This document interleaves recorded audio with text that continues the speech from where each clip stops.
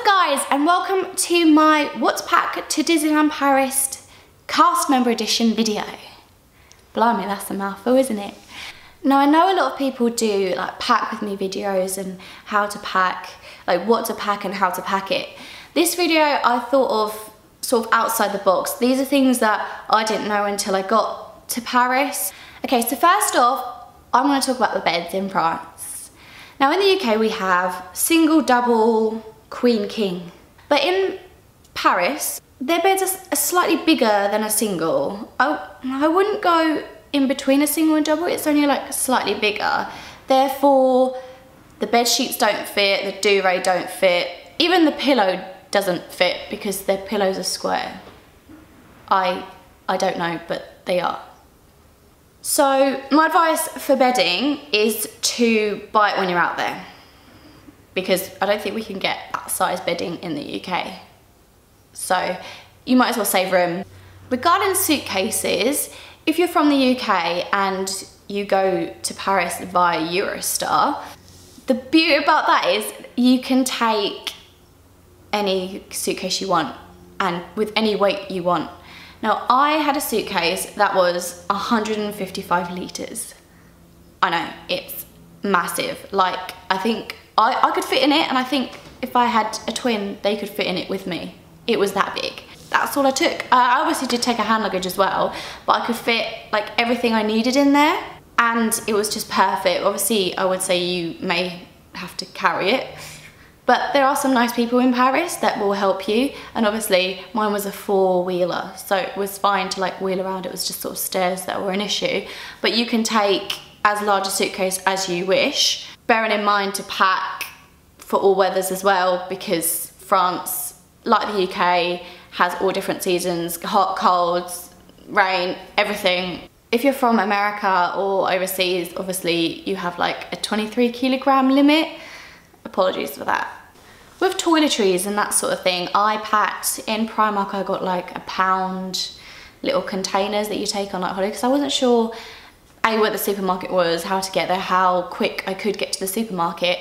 So I just bought like those little travel ones, and it lasted me like 2 weeks without, but obviously I went in a week, but it lasts you just in case you haven't got any, which I probably would advise taking. I wouldn't advise taking like, you know, the massive shampoos and conditioners unless you have the space, because A, they could leak, and B, it's not really necessarily as cheap to get in there as it is in the UK, so I wouldn't say that's a huge issue.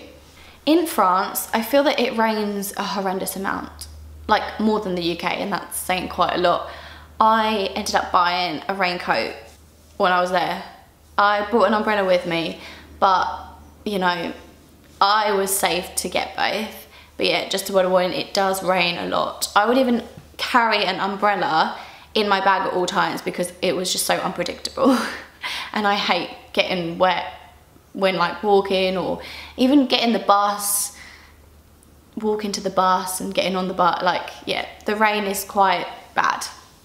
Another nifty object that I came across was a 4-plug adapter.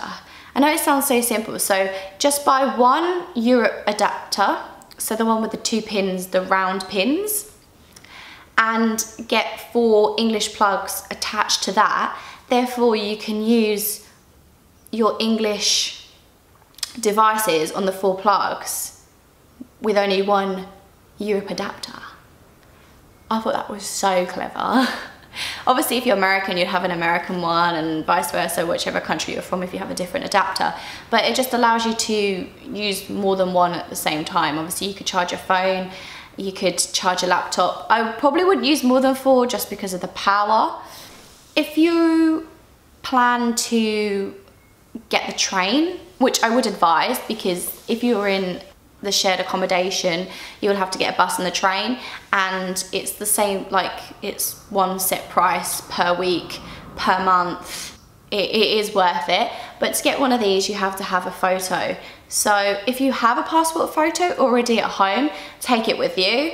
But if not, you can always get them there. But I obviously didn't realise this, and the day after I started, they said you need to get a Navigo. Navigo is the London equivalent of an oyster. The Paris equivalent of an oyster. What am I trying to say? It just has your photo, your name, and then you just top it up every week, month, depending on how long you're there for. I usually did just a month because, like, I think it was a month or year, so it was a big difference between a month and year, so I just did a month.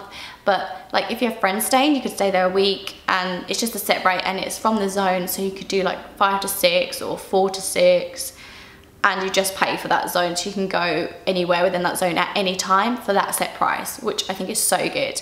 Obviously, if you want to go to Central Paris, I think I got 5 and 6, and then I got off at 5, and then charged from 5 to 1. So you sort of do save a little bit as well. So it's all worth it. And that is everything. I hope this helped think of something else that you may not have thought of. If you did like it, give it a thumbs up. And subscribe below if you haven't done so already. I don't know what this is. Subscribe below if you haven't done so already. And I shall see you guys all very soon. Bye guys.